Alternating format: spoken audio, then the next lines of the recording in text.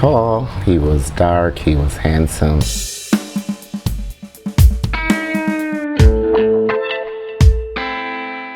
Initially, he kind of blew me off. You know, we met, exchanged numbers, had an encounter, and it was like, I'll call you back. Never called. Saw him again, and I was like, yo, you didn't call me. And he was like, yeah, I have the paper. He wrote on a big old brown piece of paper. I still have the paper. And I was like, but you didn't call. He's like, I just didn't have a chance to. I said, okay. Didn't call. The third time he saw me, I was actually with someone else on a date. And, you know, we just did a nod, and I did a nod. So I was like, and the fourth time, he was like, yeah, I saw you with your little boyfriend or your little date or whatever. And I started to run up and say something to you, but I didn't.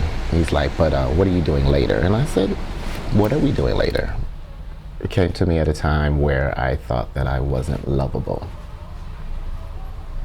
And had been wondering if I was ever going to achieve love.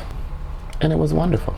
And he was willing to answer some of the questions that I needed answered as it pertains to relationship. My top 3: can you be monogamous? Do you believe in God? Do you work? And so we were great for like a year. And then he was a Virgo, so he was very ritualistic, and the patterns started changing.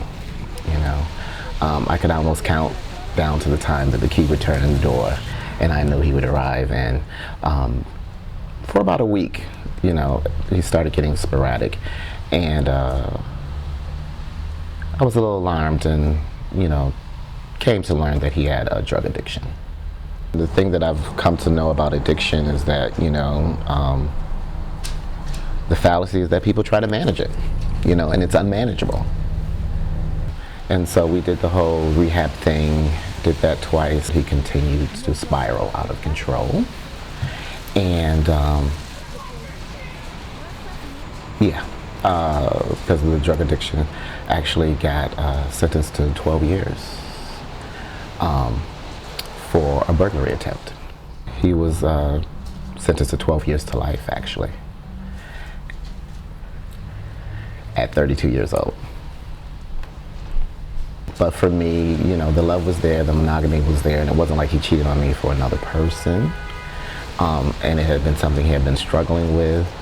And in hindsight, you know, in relationships, I always say ask the questions that you need to get the answers that you want. Trying to respect his privacy and seeing some things, I really didn't ask the questions that I should have asked at that time. Well, he did the whole prison pipeline system, you know, and it's a very real thing. Started out at Rikers, and then he went to 3 or 4 other institutions upstate. He would have been eligible for parole November of this year, but 4 years ago, he found out that he had Hodgkin's lymphoma.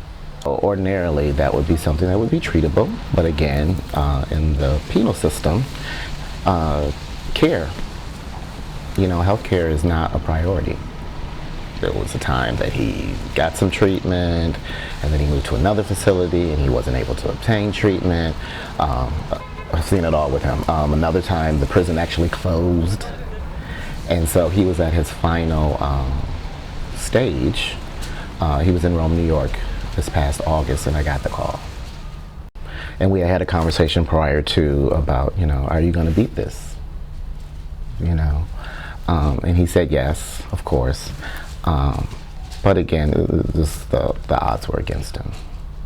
And so I got on a bus, which was crazy, trying to get to him after getting all this clearance, and maybe 90 minutes into the ride, you know, the night nurse called and told me that he expired.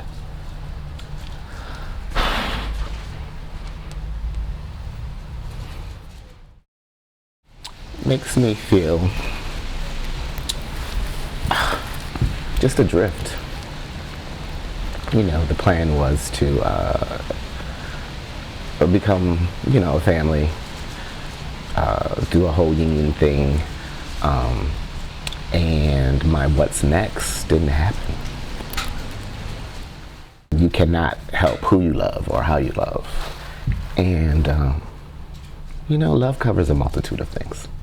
So now I'm just healing.